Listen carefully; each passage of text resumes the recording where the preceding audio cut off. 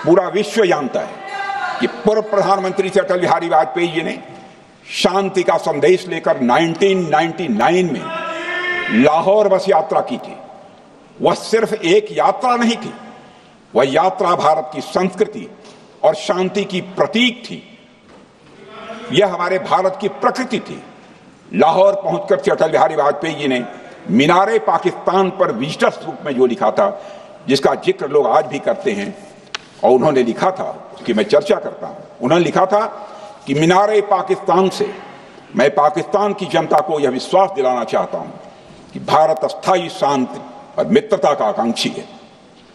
मैंने पहले भी कहा है और फिर भी कहता हूं, एक स्थिर और समृद्ध पाकिस्तान भारत के हित में है, इसमें कोई संदेह नहीं होना चाहिए। अध्यक्ष महोदय, यह हमारी सोच थी,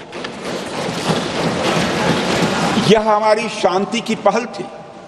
यह पहल हमारी हजारों साल पुरानी सांस्कृतिक चेतना, हमारी नैतिक शक्ति और हमारी सभ्यता के उन मूल्यों से निकली थी जो शांति को शक्ति मानती है। अध्यक्ष महोदय, लेकिन हमारे शांति के प्रयास को हमारी नाइविटी, उदारता या सरलता समझ लिया गया। जब हम शांति के लिए कदम बढ़ा रहे थे, उसी वक्त पाकिस्तान कारगिल में घुसपैठ की साजिश रच रहा था। हम दोस्ती के राह पर थे तो वो षड्यंत्र की राह पर था। जब हम मामला खुलकर सामने आया तो हमारे वीर सैनिकों ने इस घुसपैठ के खिलाफ कार्रवाई करना प्रारंभ किया, और जब भारत की जीत सामने दिखाई दे रही थी तो पाकिस्तान ने परमाणु युद्ध की धमकी दे डाली। अध्यक्ष महोदय, तब हमारे प्रधानमंत्री, तत्कालीन प्रधानमंत्री आदरणीय अटल बिहारी वाजपेयी जी ने कहा था, पाक सेना के परमाणु हमले से भारत का तो कुछ नहीं बिगड़ेगा, लेकिन पाकिस्तान दूसरे दिन का सूरज नहीं देख पाएगा।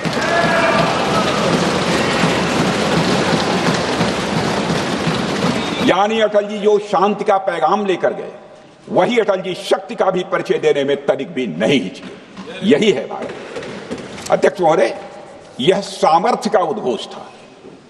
यह एक स्पष्ट संदेश था कि भारत शांति चाहता है, लेकिन अगर कोई हमारी संप्रभुता को चुनौती देगा तो उसका जवाब भी उतनी ही दृढ़ता से दिया जाएगा। अध्यक्ष महोदय, 2015 में जब हमारे प्रधानमंत्री मोदी जी ने लाहौर जाकर नवाज शरीफ से मुलाकात की तो भारत ने फिर से दोस्ती का हाथ बढ़ाया। भारत ने फिर से दोस्ती का हाथ बढ़ाया। अध्यक्ष महोदय, हम वाकई में शांति की राह पर चलना चाहते थे, क्योंकि हमारी मूल प्रकृति बुद्ध की है, युद्ध की नहीं है। हमारी सरकार ने भी पाकिस्तान के साथ शांति स्थापित करने के अनेक प्रयत्न किए हैं, लेकिन बाद में हमने 2016 में सर्जिकल स्ट्राइक से, 2019 में बालाकोट में एयर स्ट्राइक से और 2025 के ऑपरेशन सिंदूर से हमने शांति स्थापित करने का दूसरा रास्ता अपनाया है। अध्यक्ष महोदय, अब हमारे प्रधानमंत्री श्री नरेंद्र मोदी जी और हमारी सरकार का स्टैंड बिल्कुल क्लियर है कि टेररिज्म और टॉक्स ये दोनों साथ नहीं चल सकते, क्योंकि सभ्य मुल्कों के बीच बातचीत होती है। अध्यक्ष महोदय, लोकतांत्रिक देशों में बातचीत होती है, पर एक ऐसा देश जिसके वजूद में लोकतंत्र का एक कतरा भी न हो और सिर्फ रिलीजियस फैनेटिसिज्म, टेररिज्म और हेट्रेड अगेंस्ट इंडिया हो, उसके साथ संवाद किसी भी सूरत में नहीं किया जा सकता। क्योंकि टेररिज्म की भाषा जो अध्यक्ष महोदय होती है, वह खून, डर और नफरत है, संवाद नहीं। गोलियों की आवाज में संवाद की आवाज दब जाती है। जहां खून बहता है वहां बातचीत की गुंजाइश अध्यक्ष महोदय नहीं बचती है। अध्यक्ष महोदय, पाकिस्तान की वर्तमान स्थिति अब जग जाहिर है। जिस देश ने आतंक को अपनी विदेश नीति का औजार बना लिया, वह अंततः अपने ही जाल में फंस जाता है। पाकिस्तान की नीति और चरित्र को लेकर कोई भ्रम नहीं रहना चाहिए। यह एक ऐसा देश है जो वैश्विक आतंकवाद की नर्सरी है, और उन्होंने इसको अपनी स्टेट पॉलिसी का भी एक आधार बनाया हुआ है। अध्यक्ष महोदय, ऑपरेशन सिंदूर के दौरान पूरी दुनिया ने देखा है कि पाकिस्तान में सरकार आतंकवादियों के लिए स्टेट फ्यूनरल का इंतजाम कर रही है और सैन्य अधिकारी भी आतंकवादियों के जनाजे में भाग लेते हैं। यह वही देश है जो सीमा पर सैनिकों से लड़ने का साहस नहीं जुटा पाता, इसलिए निर्दोष नागरिकों, बच्चों और तीर्थ यात्रियों को आतंकवाद का निशाना बनाता है। पाकिस्तान की सेना और आईएसआई आतंकवाद को एक प्रॉक्सी वार के रूप में अध्यक्ष महोदय इस्तेमाल करती हैं और उसके सहारे वे भारत को डिस्टेबलाइज करने का सपना देखती हैं। अध्यक्ष महोदय, मैं लोकतंत्र के मंदिर में खड़े होकर यह बात कह रहा हूं कि भारत को 1000 कट्स देने का सपना पालने वालों को नींद से जग जाना चाहिए। यह मोदी जी के नेतृत्व वाला नया भारत है जो आतंकवाद के खिलाफ किसी हद तक जा सकता है।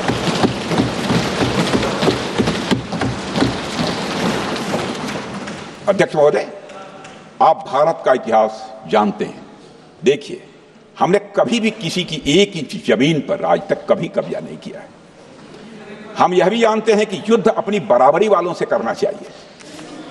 ऐसा गोस्वामी तुलसीदास जी ने लिखा है और गोस्वामी तुलसीदास जी कहते हैं कि नीति ऐसी ही होनी चाहिए, प्रीति और बैर बराबरी वाले से ही करनी चाहिए।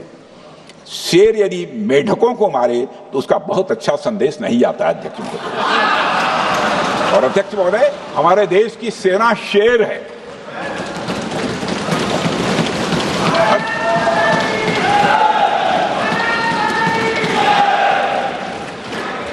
अध्यक्ष महोदय, पाकिस्तान जैसा देश जो साइज, सामर्थ्य, शक्ति और समृद्धि में हमारे आसपास भी नहीं है, उस मुल्क से कैसा मुकाबला?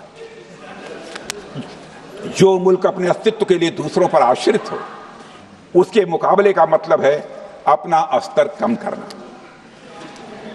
हमारी नीति है आतंकवाद के खिलाफ प्रभावी कार्रवाई करना। हमारा पाकिस्तान विरोध उनकी आतंकवाद की नीति के कारण है, इसलिए पाकिस्तान का हमारा विरोध है। अध्यक्ष महोदय, हम अगर शांति की आशा के लिए हाथ बढ़ाना जानते हैं तो अशांति फैलाने वाले हाथों को उखाड़ना भी जानते हैं। अध्यक्ष महोदय, अगर शांति के प्रयास करना हम जानते हैं तो दुष्टों को जो भाषा समझ में आए उसी भाषा में समझाना भी जानते हैं। सठे साक्ष्यम समाचरे, अर्थात दुष्ट के साथ दुष्टता का ही व्यवहार करना पड़ता है कभी कभी। अध्यक्ष महोदय, हमने भगवान कृष्ण से सीखा है कि शिशुपाल की 100 गलतियां माफ की जा सकती हैं, पर अंत में धर्म की रक्षा के लिए सुदर्शन चक्र उठाना ही पड़ता है। हमने पार्लियामेंट का अटैक सहा है अध्यक्ष महोदय, 2008 का मुंबई अटैक सहा है, झेला है, लेकिन अब हमने कह दिया है इनफ इज इनफ। अब हमने सुदर्शन चक्र उठा लिया है अध्यक्ष महोदय। अध्यक्ष महोदय, हमारी प्रवृत्ति भगवान राम और भगवान कृष्ण से प्रेरित है, जो हमें शौर्य भी सिखाती है और धैर्य भी सिखाती है। इस सीख का अध्यक्ष महोदय, इस सीख का हम प्रधानमंत्री नरेंद्र मोदी जी के नेतृत्व में हमारी विदेश और अपनी रक्षा नीति में सीधा प्रयोग कर रहे हैं। आज भारत पहले दोस्ती का हाथ बढ़ाता है, लेकिन अगर कोई देश धोखा दे तो उसकी कलाई भी मरोड़ना जानता है। अध्यक्ष महोदय, हमारी नीति स्पष्ट है कि हमने एक समय लाहौर बस यात्रा की भाषा में बात की थी तो पाकिस्तान ने हमारी उस भाषा को नहीं समझा, तो अब हम उन्हें बालाकोट स्ट्राइक की भाषा में जवाब देंगे। अध्यक्ष महोदय, भारत के लिए शांति हमारी प्रायोरिटी है, हमारी प्राथमिकता है और हमारी शक्ति उसका आधार है। भारत के लिए शांति प्राथमिकता है और हमारी शक्ति उसका आधार है। यह शक्ति हमारे सामर्थ्य से पैदा हुई है अध्यक्ष महोदय, और यह सामर्थ्य पिछले 11 साल में कई गुना बढ़ गया है। मैं ये नहीं कहता हूं पहले नहीं था, पहले था, लेकिन अब कई गुना बढ़ गया है। आज भारत विश्व की 4थी सबसे बड़ी अर्थव्यवस्था है और अभी आई मॉर्गन स्टैनली के रिपोर्ट के मुताबिक 2028 तक विश्व की तीसरी सबसे बड़ी अर्थव्यवस्था बनने की ओर भारत चल रहा है। अध्यक्ष महोदय, आर्थिक उन्नति के साथ साथ भारत के रक्षा क्षेत्र में 2014 से उल्लेखनीय परिवर्तन, रिमार्केबल चेंज आया है। आज का भारत डिफेंस सेक्टर में आत्मनिर्भरता, सेल्फ रिलायंस और स्वदेशी उत्पादन की दिशा में तेजी से आगे बढ़ रहा है। अध्यक्ष महोदय, आज हम हर दृष्टि से समर्थ भी हैं और सक्षम भी हैं।